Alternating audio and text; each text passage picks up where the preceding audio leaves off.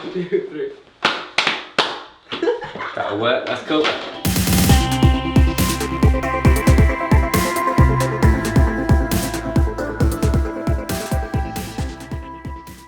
Hello guys and welcome to Soundsphere TV. Today I'm joined by the charming Chris Corner and the captivating KatvonD. How are you guys doing today? You alright? Super good. Shit. Just generally shit. Yeah, it's generally shit. You know. Oh, fantastic, that's really good to hear. Awesome. So first of all, can you talk to us about the direct inspirations for a couple of the tracks on the new album? First, Alive in a New Light, and second, Body Politics. Oh, well, Alive in a New Light, which is the title of the album as well, it's just a representation or a symbol of where I am in my life. I had a pretty dark time before I made the album, and this is symbolising an arrival at a more peaceful, beautiful, uplifting place. Yeah.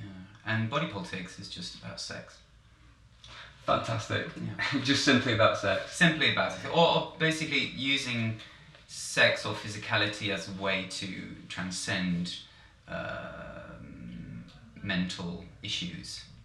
So, you know, if I were to take it into a more spiritual realm, it could also be about meditation, where you focus on the body as opposed to the mind, to free your mind from your problems. Deep. That's cool. So secondly, as successful artists in your own fields, what would you say are the biggest challenges that you face right now? You got one? I got one. Alright, let's hear it. It's probably the same. Self-doubt. I mean, that's probably the biggest thing. Recurring theme in an artist's life, I think. Unless you're an egocentric maniac, which you could be as well, but you're probably hiding this self-doubt. That's mine. I think for me, my biggest challenge is coping with time. You know, I feel like I wish there was more time. There's so many things that I want to do before I die that I feel like I'm just gonna die trying. So, you know, the good side of that is that I don't know what it's like to be bored, so that's good. Awesome, yeah. Kat, how has working with Chris pushed you in new ways as an artist and creatively? Well, I mean, I think working with this guy was pretty painless and easy. I don't want to say Chris because he's sitting next to me. You know, I think let's see, how has it pushed me? Well, I definitely I have a pretty low range of vocals, and so you know, on the songs that I did sing on the album, it was actually really good for Chris to push me into a higher I guess range. But even though I don't know, I just think it was fun. I can't really complain in any way. There wasn't anything that was, you're not hard to work with, you're pretty funny. You're a pretty funny guy. Kind of all quiz, maybe sometimes, but pretty funny guy. Dude, I'm a moody kind of, you know, dark artist. No, I think the range thing was totally, you didn't struggle at all. It was Thank you. It's brilliant. Maybe you just weren't used to singing in that spot, but it was all there. Yeah, but I mean, there was no challenge in that. I just think it was fun, and I think you know, it was really exciting when Chris first approached me about possibly, you know, collaborating on some music. It was, to me, you know, as a fan of IAMX and the music he makes, it was exciting, and to be able to be a part of it and in whatever small way I can. Chris, in what ways has collaborating with Kat been different compared to sort of previous artists that you've worked with, and what new inspirations did she bring to the album?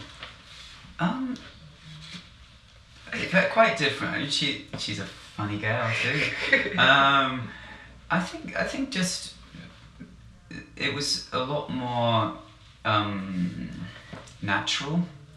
There was nothing forced about it at all, and that's why I've kind of shied away from a lot of collaborations in the past. I really sort of want to get to know the person before I start doing anything creative with them, because I find it an extremely intimate experience when you get in the studio with somebody and you're singing these lyrics, and then it's very intimate. So that was very, very smooth, very, very easy. She's got an incredible voice that I love very much. And it really added another dimension to the record that if I'd done it totally alone, I don't think it would be as successful and as interesting, to tell you the truth. What advice would you both give to artists who struggle with various mental health issues when it comes to believing themselves and creating stuff? Do you want to start that one off? I can start. I might not end. Well, okay. I mentioned the self-doubt thing. That's a big thing. But I think the point in the end, whether you're an artist or not artists are more sensitive to the world, of course, is to get to the point of acceptance, of surrender to those feelings, of being at peace with those feelings, because they generally don't go away.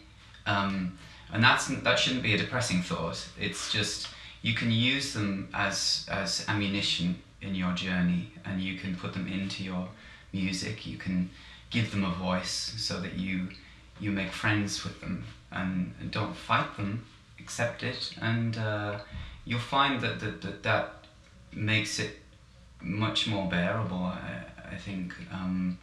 And there is no, also forget about this myth of this suffering artist thing, that does not have to be the case. Artists don't have to suffer to make great things. It's a myth. People can get wrapped up in that.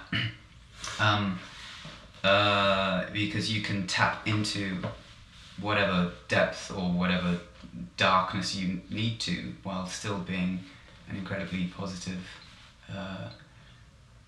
successful person. Successful in terms of mental health. I don't mean money. It's nice if that comes as well, but so if it doesn't. That's it. That's my little take. Awesome. Kat? Well, I agree with all those things. I think, I know for me, I've struggled with my own mental health issues, and I think I always end up going back to asking myself, what my intentions are whenever I'm creating something. And I think it's an important question to ask yourself. I think if you're, creating for art's sake, or, to process feelings and things like that, that's really great. And to your point, it's the idea of success, especially in this modern day, is I think so warped and so distracting to the actual art. So I always go back to why am I doing this? What is the purpose of it? The original purpose of it? Is there a feeling that I'm trying to get out, and stick to that? And if people like it, that's cool, and that can be icing on the cake. If people buy the record, that's great. But if nobody hears it, are you still proud of it? And that's something that's really helped me out throughout my creative process in general. Brilliant. So both of you put across very confident demeanours. Would you say that you're happy people? Well, happiness is a skill. It's not something out there that's going to come to you. It's something that you must practice. And it depends on the time of day, on who I'm with, on the situations. I'd say I'm a mentally hard-working person. Because a lot of things don't naturally come to me for whatever reason, conditioning, behaviour, whatever. But overall, I would say I can laugh quite easily. That's probably a good thing, right? Always, laughter's good, right? Yeah. It doesn't mean I'm happy. I think happiness is a skill. That's it.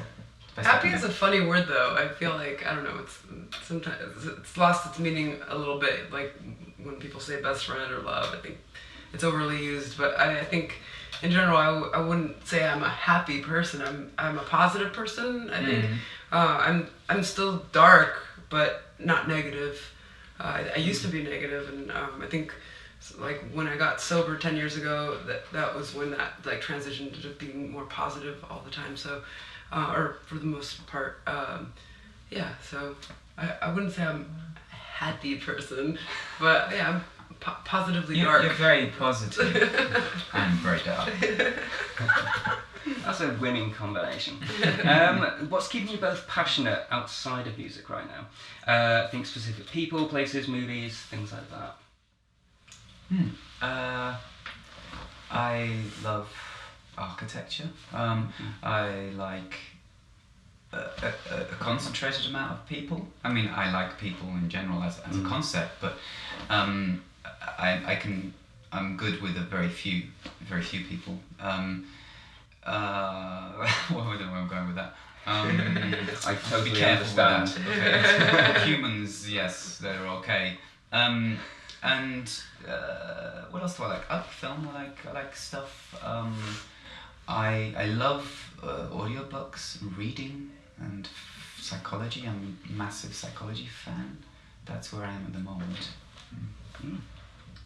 The question is, what are we passionate outside of music? Yeah, just what keeps you passionate? What yeah. makes you passionate outside of music?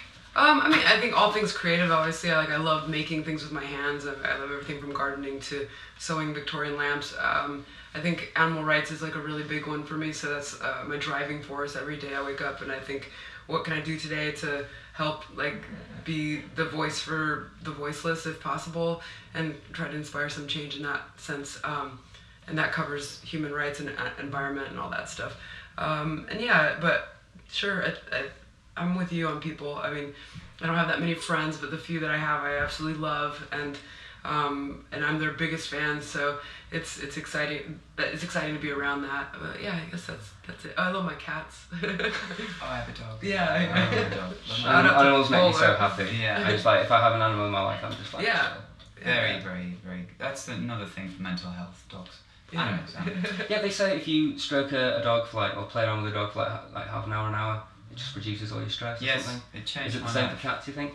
Well, yeah. I mean, it's scientifically proven that the frequency at which cats purr at is actually the same frequency as like one would measure enlightenment. So that can't be bad for your health, right? Now, quickly, bonus question. All right. This is an odd one. If you can make a Frankenstein's monster, like band, made out of different artists from other band, so like the legs of Taylor Swift, the head of Kurt Cobain, the hands of Jimi Hendrix, something like that, what would your musical monster be? Beethoven on keys for sure. Edith Piaf for lyrics. See, I told you mine would be boring. It's classic though, I like it. I'll throw some black metal in there. Yeah, go. Billie Holiday on vocals. I don't know. Let's see. David Bowie's feet. David Bowie's everything. His feet will do that. Awesome, right, well, thank you guys very much. That's all we've got time for. Yeah, Thank thanks you. for talking to us, and good luck with tonight. Thank you so much. Awesome. Brilliant.